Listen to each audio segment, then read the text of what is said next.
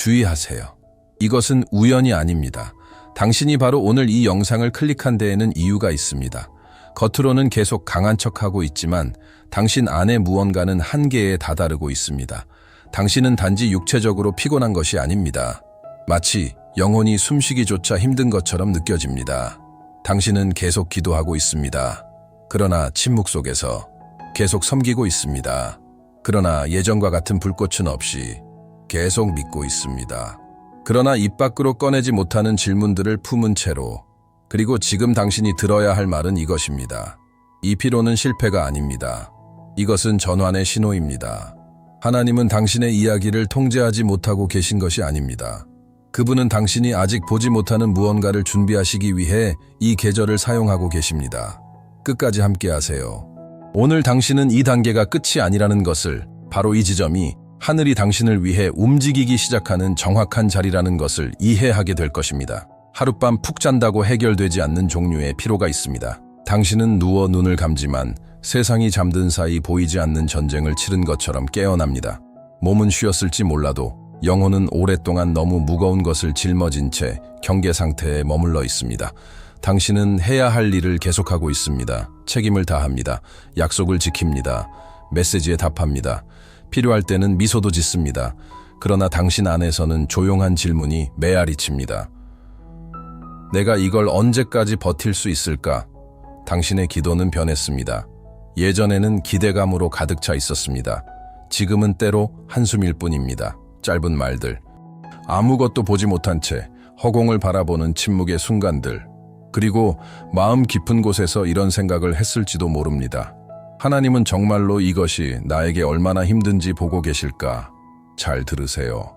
아무도 걱정시키지 않으려고 삼켰던 눈물 하나하나가 다 보였습니다. 혼란스러운 생각들을 정리하려고 밤새 깨어있던 모든 시간이 기록되었습니다. 당신은 보이지 않는 존재가 아닙니다. 당신은 잊혀지지 않았습니다. 지금 이 메시지가 당신에게 닿고 있다면 그것은 우연이 아닙니다. 피곤하더라도 굳게 서 있으라는 부르심이 있습니다. 이 말이 당신의 마음에 닿는다면 당신의 믿음의 표시로 댓글에 7777을 적으세요. 그리고 이렇게 선언하세요. 나는 아직 여기 있다. 지쳐 있어도 머무는 것 자체가 이미 승리의 한 형태이기 때문입니다. 그리고 이 순간을 활용해 영상을 좋아요 누르고 채널을 구독하고 조용히 싸우고 있는 누군가와 공유하세요. 때로는 혼자가 아니라는 사실을 아는 것만으로도 충분합니다. 이와 같은 시기에 마음에 스며들 수 있는 가장 미묘한 거짓말 중 하나는, 이렇게 아프다면 하나님은 멀리 계셔야 한다는 생각입니다. 마치 그분의 임재가 당신이 느끼는 편안함의 정도로 측정되는 것처럼, 마치 사랑이 압박이 전혀 없는 상태를 의미하는 것처럼. 그러나 깊이 생각해 보세요. 성장은 거의 항상 편안함이 지속되는 환경에서 일어나지 않습니다. 근육은 저항 속에서 발달합니다. 금은 강한 열 속에서 정련됩니다. 그리고 진짜 믿음은 즉각적인 답이 없는 질문의 불을 통과할 때 더 강해집니다. 고통은 버림받았다는 증거가 아닙니다. 많은 경우 그것은 변화의 증거입니다. 불편함 속에서 얕은 층들이 벗겨지기 시작합니다. 연약했던 것이 더 단단하고 더 진실하며 더 깊이 뿌리내린 무언가로 대체되기 시작합니다. 문제는 고통을 느끼는 것이 아닙니다. 위험은 그 고통을 거절로 해석하는 데 있습니다. 당신이 벌받고 있다고, 무시당하고 있다고, 버려졌다고 믿기 시작하면 당신의 마음은 서서히 다치게 됩니다. 그리고 다친 마음은 여전히 존재하는 돌봄을 인식할 수 없습니다. 어쩌면 당신이 침묵이라고 부르는 것은 사실 당신의 시야 밖에서 깊은 일이 진행되고 있는 것일지도 모릅니다. 하나님의 모든 움직임이 소란스러운 것은 아닙니다. 모든 응답이 극적인 표적과 함께 오는 것도 아닙니다. 때로는 바깥을 바꾸기 전에 안을 먼저 강하게 하십니다. 그것은 부재가 아닙니다. 그것은 전략입니다. 당신의 이야기는 멈춘 것이 아닙니다. 다듬어지고 있는 것입니다. 이 시기에 진짜 전장은 당신 주변의 상황에 있지 않습니다. 그것은 당신이 지금 겪고 있는 일을 어떻게 해석하기로 선택하느냐에 있습니다. 같은 사막을 지나도 두 마음은 다르게 나옵니다. 하나는 쓰라리게, 다른 하나는 성숙하게. 피로 자체가 가장 큰 위험은 아닙니다. 더 큰 위험은 당신 안에서 형성되기 시작하는 이야기입니다. 하나님이 정말 나와 함께 계셨다면 이미 바뀌었을 텐데, 혹은 어쩌면 나는 내 부르심을 완전히 잘못 이해한 걸지도 몰라. 이런 해석들이 날마다 반복되면 신뢰를 조금씩 갉아먹습니다. 바로 여기에서 압박이 영적인 것이 됩니다.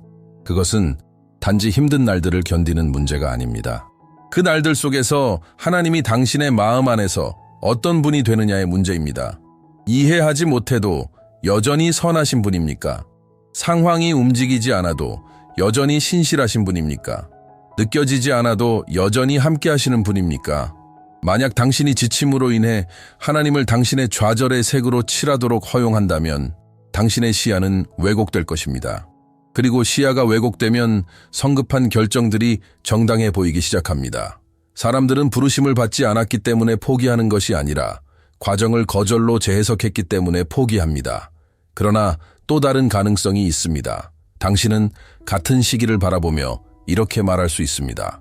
나는 모든 것을 이해하지 못하지만 내 감정보다 하나님의 성품을 신뢰하기로 선택한다. 이 결정이 모든 것을 바꿉니다. 해석이 바뀌면 무게가 즉시 사라지지는 않습니다.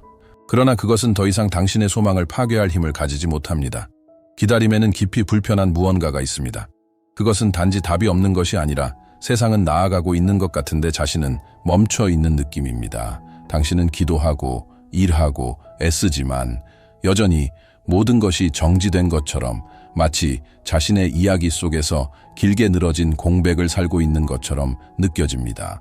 그러나 하나님의 나라에서 기다림은 결코 빈 공간이 아닙니다. 그것은 형성의 환경입니다. 강한 나무를 생각해 보세요. 어떤 열매가 나타나기 전에 땅 아래 보이지 않는 곳에서 무언가가 일어납니다. 뿌리가 어둠 속에서 확장됩니다. 그 과정에는 박수도 인정도 없습니다. 오직 조용한 깊어짐만 있을 뿐입니다.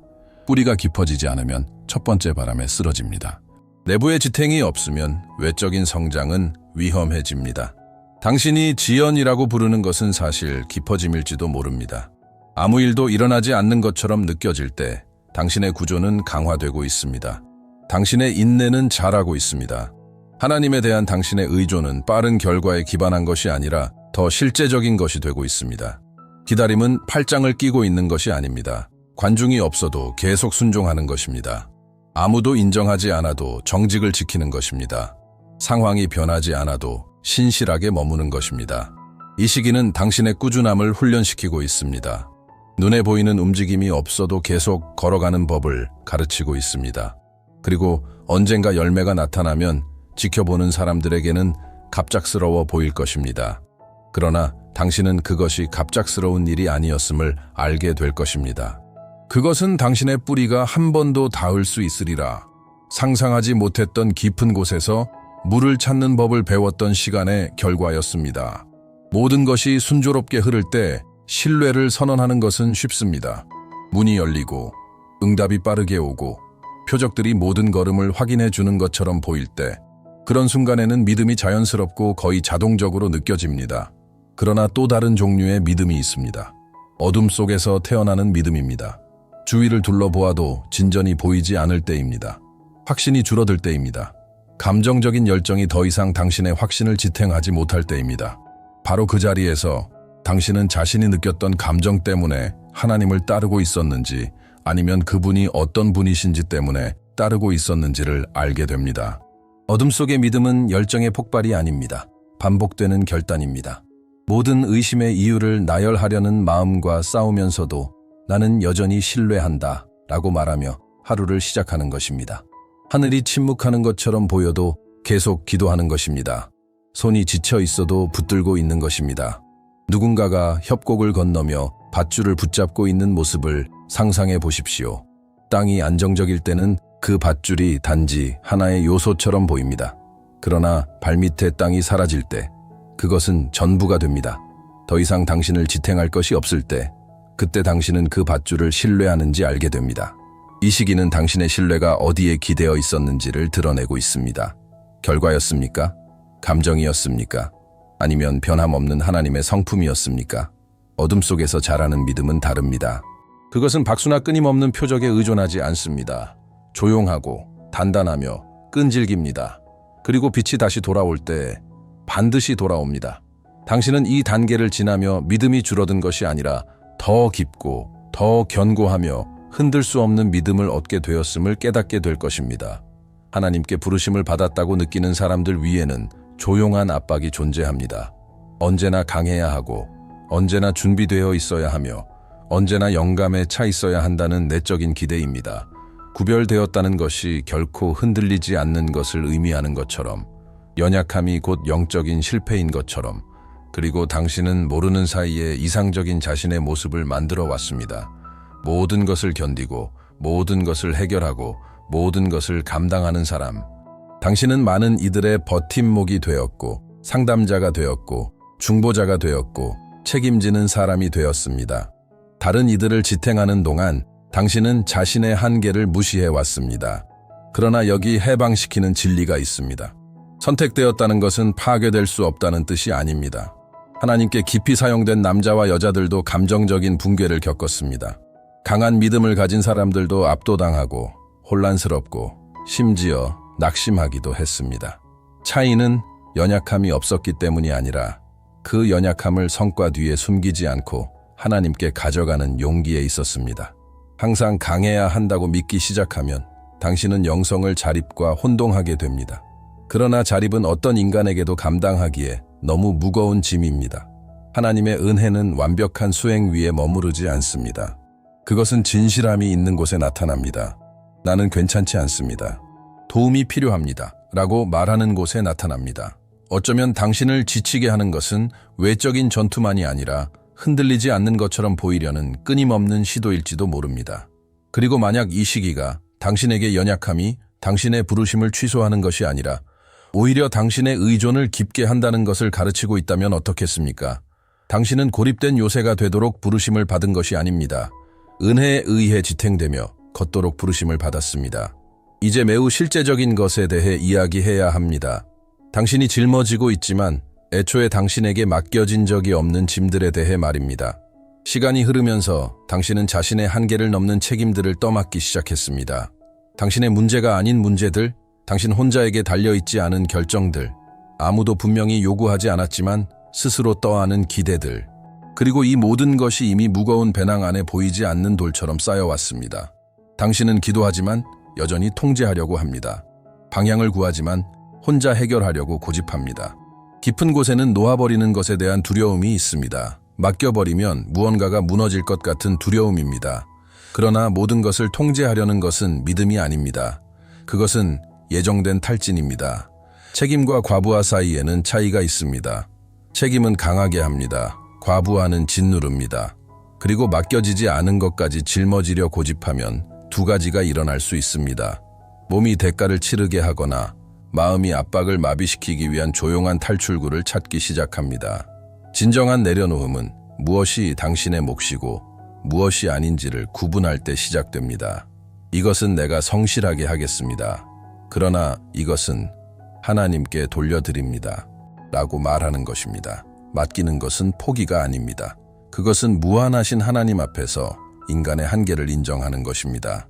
어쩌면 당신이 기다리는 변화는 어떤 문이 열리는 것으로 시작되는 것이 아니라 당신의 손이 열리는 것으로 시작될지도 모릅니다. 놓아주는 것, 풀어주는 것, 신뢰하는 것, 당신의 팔이 모든 것을 붙잡고 있는 동안에는 다가오는 것을 받을 공간이 없습니다. 여정 속에는 당신 안에 무언가가 단순히 내려놓아지는 특정한 순간이 있습니다.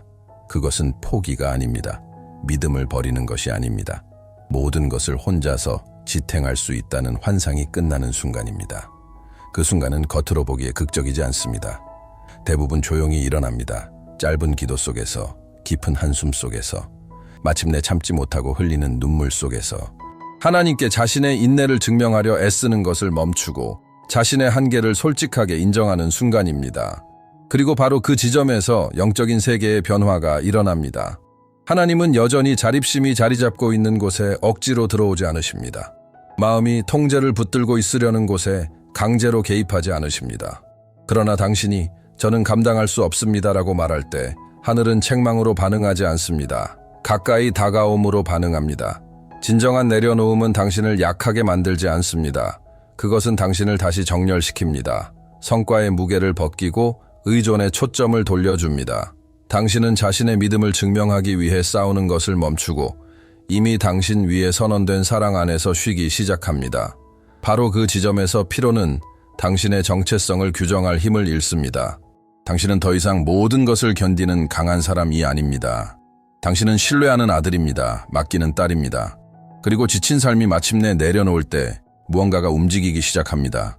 반드시 주변에서가 아니라 안에서, 그리고 하나님께서 먼저 안에서 하시는 모든 일은 이후에 밖에서도 붙드십니다. 내려놓음이 진실할 때 영적인 흐름의 방향이 바뀝니다. 이야기는 더 이상 당신의 탈진에 의해 이끌리지 않고 하나님의 개입에 의해 이끌리기 시작합니다. 그리고 여기에서 많은 사람들이 놀랍니다. 하늘은 움직이지만 거의 항상 우리가 기대하는 방식은 아닙니다. 하나님은 즉흥적으로 일하지 않으십니다. 전략적으로 일하십니다. 오랫동안 아무 일도 일어나지 않는 것처럼 보이는 시간이 있습니다. 그리고 갑자기 무시할 수 없을 정도로 사건들이 정렬됩니다. 막혀있던 것이 흐르기 시작합니다. 멀게 느껴지던 것이 가까워집니다. 불가능해 보이던 것이 현실이 됩니다. 그러나 하나님의 놀라운 움직임의 첫 단계는 거의 항상 외적인 것이 아닙니다. 안에서 시작됩니다. 상황과 어울리지 않는 평안입니다. 논리적으로 설명되지 않는 고요함입니다. 주변을 둘러보면 문제는 여전히 존재하지만 당신 안에는 무언가가 잠잠해졌습니다. 불안이 힘을 잃습니다. 두려움이 더 이상 지배하지 못합니다. 보이지 않는 손이 당신의 영혼을 붙들어 안정시킨 것 같습니다. 그 평안은 표적입니다. 통제권이 당신의 손에서 그분의 손으로 옮겨졌다는 표시입니다. 그 다음에는 새로워진 힘이 옵니다. 반드시 더 빨리 달리기 위한 힘이 아니라 단단하게 걷기 위한 힘입니다. 여전히 도전은 있지만 더 이상 같은 방식으로 소진되지 않습니다. 새로운 호흡이 있습니다. 새로운 관점이 있습니다. 하나님께서 이렇게 시작하실 때, 내면을 먼저 강하게 하실 때 준비하십시오. 하나님은 안에서 새롭게 하시고도 밖에서 맡기실 것이 없으신 분이 아닙니다. 눈에 보이는 어떤 문이 열리기 전에 하나님은 그 문을 통과할 마음을 먼저 다듬으십니다. 약속을 받는 것만이 아니라 본질을 잃지 않고 그것을 감당할 준비가 되는 것이 중요하기 때문입니다. 내적인 새로워짐은 미묘하지만 깊습니다. 당신은 자신이 예전처럼 반응하지 않는다는 것을 깨닫기 시작합니다. 한때 불안을 일으키던 상황들이 이제는 더 안정된 마음을 만납니다. 깊이 상처를 주던 말들이 더 이상 같은 무게를 가지지 않습니다. 무감각해졌기 때문이 아니라 더 안전해졌기 때문입니다. 이것이 침묵 속에서 자라는 성숙입니다. 기쁨도 다시 돌아옵니다. 그러나 다릅니다. 일시적인 들뜸이 아닙니다. 고요한 확신입니다. 모든 것이 해결되었기 때문이 아니라 당신 안에서 무언가가 정렬되었기 때문에 다시 미소 짓기 시작합니다. 당신의 소망은 즉각적인 결과에 의존하지 않고 하나님의 신실하심 위에 서게 됩니다. 그리고 외적인 변화가 나타나기 시작해도 당신은 조급해하지도 과도하게 들뜨지도 않습니다. 흔들리지 않고 서 있습니다. 상황이 당신의 믿음을 증명해 줄 필요가 더 이상 없기 때문입니다. 많은 사람들은 준비 없이 기적을 원합니다. 그러나 하나님은 지혜로우시기에 확장을 맡기기 전에 구조를 먼저 세우십니다. 단지 소모의 시기처럼 보였던 것이 사실은 당신의 용량을 넓히고 있었습니다. 당신의 성품을 조정하고 있었습니다. 당신의 동기를 정련하고 있었습니다. 그리고 정해진 때가 오면 당신은 단지 축복을 받는 것이 아니라 균형과 겸손과 감사로 그것을 관리할 줄 알게 될 것입니다. 아마도 가장 견디기 어려운 고통 중 하나는 잃어버린 시간처럼 느껴지는 감각일 것입니다. 비생산적으로 보였던 세월, 결과를 내지 못한 노력, 당신의 눈에는 응답되지 않은 것처럼 보였던 기도들, 뒤를 돌아보며 이렇게 생각합니다. 내가 더 빨리 나아갔더라면, 일이 더 일찍 일어났더라면, 그러나 하나님의 나라에서는 올바른 손에 맡겨진 것은 아무것도 낭비되지 않습니다. 당신이 지연이라고 부르는 것은 많은 경우 보호였습니다. 당신이 정체라고 보는 것은 정렬이었을 수 있습니다.